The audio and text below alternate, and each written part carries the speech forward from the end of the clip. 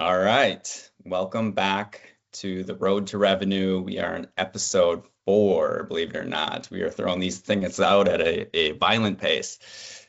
Today's topic is one near and dear to the four of us, and I'm sure there's others that are either curious or in a similar position. But for context, the four of us have all led organizations or teams over the course of the last 10 years. But prior to that, we were all on the individual contributor side, out hunting, grinding, selling. It's been at least 10 years for each of us since we've been back in that saddle. And here we are. All four of us are on the grind, looking for new logos, getting back into the sales game. So we thought it'd be a relevant topic to just talk through what we think has changed in the last 10 years from being an individual contributor, what's working, what's not, what you've had to adjust to. It seems like a good time frame of a lot has happened in those 10 years. So we're going to jump right into it and just get some perspective from each of us on what we think is different in 10 years. So Nunzi, I'm staring at you. So I'm going to start with you and get your perspective on leading the charge from an individual contributor again here. And he's got a great pipeline. So I'll give him some props out of the gate. He's doing something right. So curious on his perspective. Well, the first thought that comes to mind is the last 10 years have only made me soft, and I've become a wimp because I forgot how to book my own travel and do my own expense reports. And now I got that dialed in. I'm ready to rock and roll from a sales perspective. And for the most part, it was very much like the concept of getting back on a bike, a little wobbly at first in terms of like more of the process and procedures of being a good salesperson, which means like timely response and just keeping all the admin stuff organized. But overall, it's been exhilarating. It's been fun. I think sales has changed quite a bit in the last 10 or 15 years. Made a couple phone calls, get nobody to answer, so you got to figure out what to do after that, and it's been a lot of fun. Love it. How is your perspective from like call, email, soft network of friendlies? What's been the mix for you, and how do you keep it fresh? Some of the surrealness of the last 6 months is top few pipeline opportunities or folks that I've worked with for a while. So it's been fun engaging a bunch of friendlies out there across the sales world. But it's really a balance of them all. The the highest hit rate is obviously some form of like personalized outreach with somebody you know, but if with a tailored message and a good value prop and hopefully a good many years of experience behind you, you get some pretty good outreach and response from that. And then I'd say it starts tailing off pretty hard from like cold email, cold calling. I've gone to 2 conferences this year, which have been very fruitful. I still believe face to face is like the most important thing you can do. And get in front of folks and like have a normal conversation and show them that you're a person and not somebody behind an email. So that's been probably the most effective between like tailored outreach at like executive levels or decision maker levels and or conferences. Yeah, I love it. I think you of all people, and we've all learned this, and this is maybe a good message for folks early in their careers, is the network is so critical. People move jobs. Like I think sometimes I've been guilty of it myself of treating the interaction as a transaction versus taking the time to like stay connected with the network, knowing that they know people in the space. So the power of network is certainly real. James, what about yourself? How's the Well, transition back into the jungle working for you? yeah, I mean, it cold calling still sucks. I mean, 15 years later, it's still a absolute grind and brutal. I would say the hard part today is like there's just more information everywhere. And so, Dan's used the analogy, and I certainly was there, like the big blue manufacturing guide when I started, like the book that I was like going through. It's certainly more efficient than that book, but like the reality is like you got more information, you're kind of inundated, so you can get paralyzed with like, all right, what do I know about this company, who do I know at this company, how can I get my foot in the door? And honestly, sometimes I find myself like talking myself out of like calling them, and it's ridiculous, but like I'm like, oh, they're probably way more sophisticated, they probably don't need my solution. So like I do 15 minutes of research and then talk myself out of actually making the phone call or sending the email or starting an actual cold outreach. So look, I think that the stuff is still real. Like as much as like there's more technologies, there's more lists, there's more information. I still think it's still a grind, and it's still an absolute, just like, getting somebody to pick up a cold call, brutal. Getting somebody to respond, and by the way, spam filters, holy crap. Like, we joke about this, like, I go to your junk mail right now and you look and you're like, I don't even get these emails anymore. Like, 5 years ago it'd be like, oh, I'm just annoyed with all the emails I get. Now Crazy. somehow the spam filters are just like segregating all of that out and just moving it right to junk. I don't even see it. So even if it was like a perfect solution for our business, somebody making a cold outreach, I wouldn't even see that email. So, there's just a lot changing right now in the world. The AI stuff, JT and I were talking about this yesterday, and maybe I'll pass it to JT then, because he and I were having this conversation. But it's like, email seems to be, I'm not even sure people are getting the cold emails we're sending. Like, are they just going to spam because it looks like a cold outreach? So, and Dan's got a hand up. So first time a hand raised in the podcast. I got two really important points. One, I got 9 emails in my spam folder and I cleaned it out on Friday. So from Friday evening to last night, I have 9 emails that have hit my folder, all with some various value prop. And I also wanted to address the elephant in the room of Giannis leaving Milwaukee and going to the Miami Heat. Let's go. Let's go. It only took, what are we, like 7 minutes in, 6 minutes in, and we got a flash from Nunzi with a Heat jersey on. Let's go. I had to. I got 2 Milwaukee guys on the podcast. Can't not joke about that. He's 1 Euro step away from a broken ankle, and the career is over. So good luck with that. You'll see. All right, Jason, JT, what do you got? What have you learned? I'm glad that you made it 7 minutes without saying that. I thought you were gonna lead with that one. So no, thanks for giving us. I didn't want these guys to start crying in front of everybody.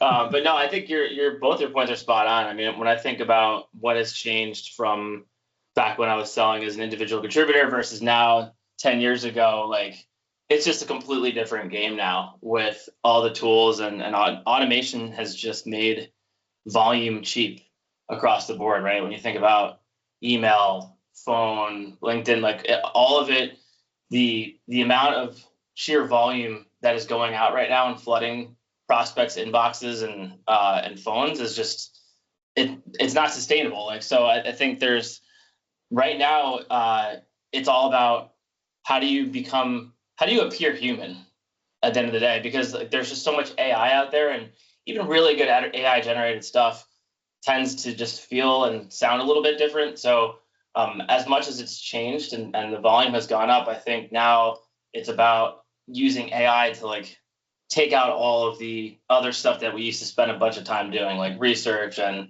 trying to figure out which companies to call and wasting time on that, and really just, like to James's point, like just getting the at bats and getting the volume in terms of like attempts and getting in front of as many people as you can, because there are people that need your solution, and it's just about finding those individuals. So I think it's working smarter, but leveraging the tools at the same time. Almost 20 years ago, when we were all selling against each other and with each other, I remember hearing that this guy out in Philadelphia started doing things other than cold calling. He was sending emails to prospects, and it was JT. It was like shocking to think less than 20 years ago, it was novel to send an email to a prospect asking for a meeting. And where it's come to today, it's like absolute volume. So fun story there. Yeah, but think about the buyer too. And like, this is where I get a little bit worried about what we've done. Cause like, think about all the automation that is now like tsunamiing every buyer. Right. And like, think about the callus that they've built up. Right. Like, if you do anything long enough, you build a callus towards it. Right. And man, I'm telling you right now, buyers' calluses have never been stronger to like hold off the sheer attack and assault that's coming from them via these automated platforms. And so I think it's a real deal. It's a real issue. I think we found that, Mike, and you'll probably talk the stories a little bit about what you've experienced over the last little bit. So maybe I'll shut up and let you tell your story. Yeah, you're good. I was just going to piggyback on this like concept of access to people and all the noise coming at them. I think being human really matters in some of the best deals that I've been able to close now back as an individual contributor, or I think about the reps who are successful in today's world. They're getting access to text message. I think it's a channel you have to earn. So you're not cold texting folks. That would be crazy. But I think once you get into an established sales process, that's the way to stay connected a little bit more effectively. So I think that's the pro tip for today. You got to ask for permission. I think if you just start doing it, that's a little risky, but I think that's an easy way to stay a little bit more connected and keep the deal moving fast, which we all know is critically important. The other realization that I've had getting back into the game is like organization is so key on keeping everything straight of where you're at with each deal because of the volume, because of how much throughput you can do, because of all the great tools that are out there. That's really helpful.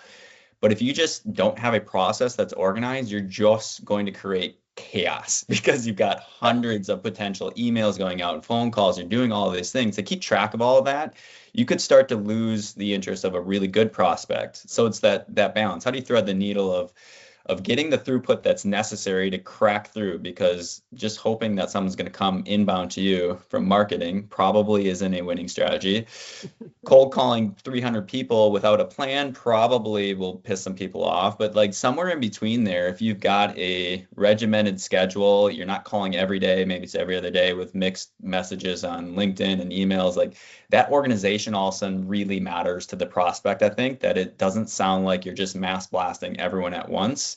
You're tailoring a little bit of a message, and you're giving the appropriate aggressive amount of output into the, but you're not harassing. That's the line we're trying to flirt with. Is it's noisy out there. You've got to stand out differently. So I think organization is becoming more and more important as a sales trait than maybe historically was thought of 10 years ago. Yeah, I think also having some kind of warm connection or some type of social proximity is really important too, like being human. And I think cold calling, absolute cold people that you don't know, no signals, nothing warm at all, like that's going to be your lowest converting channel, right? But if you look at most of the deals that we've had that have gotten traction, and I talk to other people too, and where they're getting traction, it tends to be within their kind of bullseye network of individuals that they're connected to, whether it's first degree or second degree connections. So I think working referrals is another big pro tip that I would say that now more than ever is huge and really important, is establishing people that you trust and intros and warm intros within the organization, even if it's not the main decision maker that you need to be getting to. I think people now trust those channels a lot more, especially with all the noise out there now. Yeah, it's the confidence to ask too, and people love helping each other out. Like I think Steve Jobs, I just watched a video that was obviously created a while ago, but